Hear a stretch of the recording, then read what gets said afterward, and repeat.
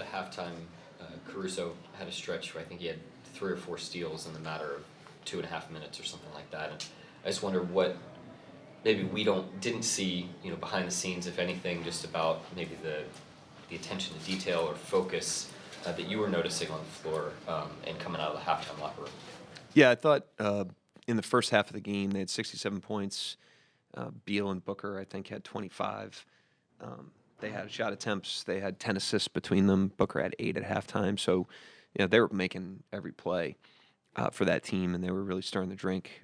And so we went into halftime wanting to be a little more impactful on the ball, and then certainly more impactful in the help, knowing that we were going to be pressuring those guys. And I thought our execution of that was excellent. Alex shut off his instincts in that stretch, but the whole 5-man unit to start the third especially got us off to a great start. We have talked recently about sort of threading the needle of this is a team that's, trying to attack every single night a certain way and yet developing. But we're also seeing in games like tonight where you have some guys out, this needle you seem to be able to thread where guys maybe are taking on more volume, but they're not playing a different brand individually. What goes into collectively the team being able to do that? Well, the first thing is, clear definition on a player's game and style and strengths, and them feeling like we're empowering them to play to those strengths, but also them not feeling like they have to do more than that. Even on a night like tonight where we're down some guys, that's when the strength of the unit and the system has to show up, and I thought we did that. I thought we got great production from a lot of guys, but very much in character. What did you see from Dub tonight being in that leadership role this evening? I didn't see much different from him. I thought he played his normal game. He had a really, really solid blend and floor game. He was very impactful defensively. He was guarding Beal and Booker on a lot of possessions. And offensively, he just was in a really, really good rhythm. But a good blend. He moved it appropriately and got his teammates involved. He played a really good game. Tonight's another example of things in the first half didn't go great, and then you quickly turned the corner there in the third quarter with a different set of guys tonight. That normally don't start. Yeah, no, they did a great job. It was a compete together unit out there on both ends, especially on defense. We were able to convert our defense into offense, got out on the break, got to the bonus early, which was big for us in the third quarter. Chet, shot 13 free throws tonight, which is a great number for him and us. And some of that was the bonus. So, those guys really started the third. They set a great tone in the second half. And then Jay Will, comes in and didn't miss a beat with the threes. Yeah, he's been out. It's good to see him. It's good to have him back, first of all, and great competitiveness. He's always in the fight on both ends of the floor. I thought he was a little out of rhythm right off the bat, but then he caught his stride and then made some big shots. The 2 threes he hit in the fourth quarter especially were daggers. It may not mean anything right now. This is probably the cart getting ahead of the horse, but you have home court advantage throughout the playoffs. Does that mean anything? We obviously would like to, have home court advantage in any circumstance, but when we go to the playoffs, you start at 0-0, and you have to play and win your first series, and that'll be our focus when we get there. But we want to try to win as many games as we can. We'd like to have home court advantage rather than not. But it wasn't a focal point for us. We're trying to improve. We're trying to compete, and I thought the guys did that tonight.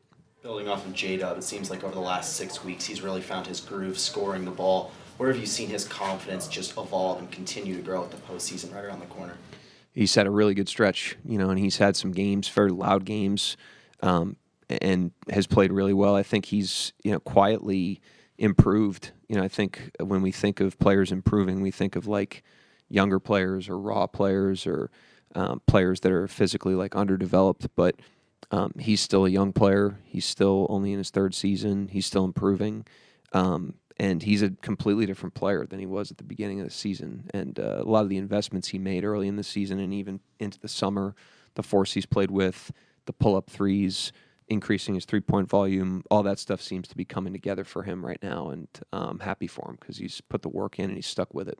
You knew that you were going to get Phoenix's best shot tonight pretty much with their backs against the wall. What did you think about your team's ability to overcome that deficit in the first half? Yeah, Phoenix was ready to play tonight, and they wanted the game, and they were the sharper team for much of the first half. And I thought the group in the second quarter to close the half really stabilized the game for us to be able to get that thing to 5 at halftime with where we were and kind of how we were playing and how they were playing was important for us. Obviously, the run in the third is what gave us the lead and stretched the lead, but the silent part of the game that was very important was being able to stabilize a game that you could easily go down 20 or 25 with the way they were playing and how hard they were going. Were you able to get a Nick Gallo t-shirt after the game? There's Nick Gallo t-shirts, There was, they gave them to him. as there should be, I guess, right? What was actually the advantage that you had in the second half with the length that Phoenix tried to use with Oso, and they basically had their runs with that in the first half? He's a good player. He's improved. They've done a nice job of player development with him and Dunn specifically, and obviously they've gotten great stuff out of Gillespie this year as well. But he's a solid, reliable player.